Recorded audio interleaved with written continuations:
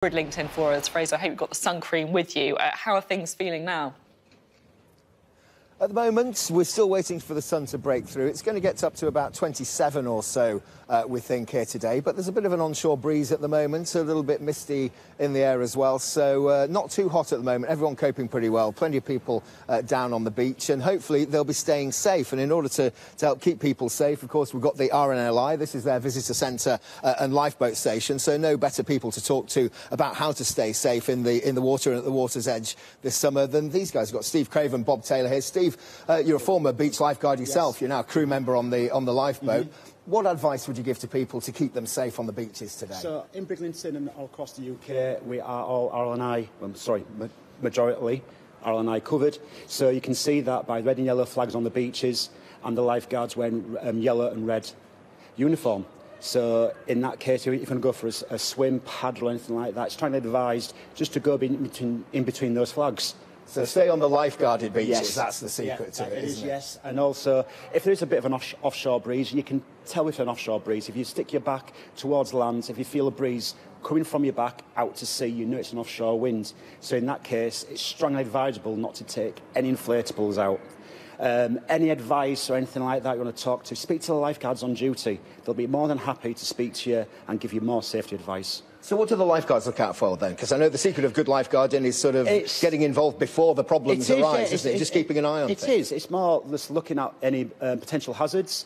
Obviously, majority of the times, unfortunately, it's lost people, children mainly, and it's just delegating on that area, making sure people are safe, and if any incidents are up there, so like major first aid, lifeguards are highly trained in that area to support that individual. Fantastic. You're in the right place at the right time. That's the idea. If you're on lifeguarded beaches, that's the safest place to be. Respect the water, it says there, Bob, on your T-shirt, and that's what people need to do, isn't it? Because even though it might be hot on land, bodies of water aren't always hot, are they? They are never hot. They're very cold around the coast of the UK. Average temperature between 12 and 15 degrees, and anything below 15 degrees is going to give you cold water shock, which is a sharp intake of breath when you hit the water. It's just like hitting a cold shower.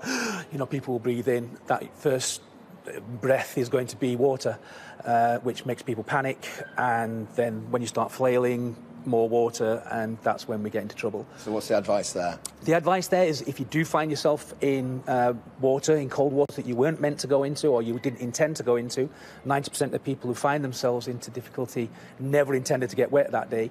But if they do find themselves slipping into water, is try and relax, starfish, sort of put a starfish shape and float to live, as we call it, and try and control your breathing. And then once you've got back in control, you can then relax and right yourself, start treading water, and then you can start calling for help.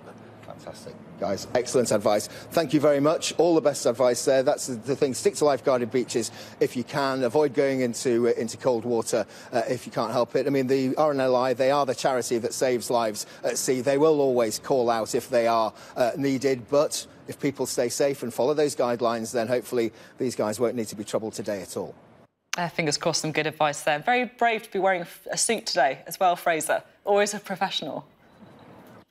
Good to talk. Of course.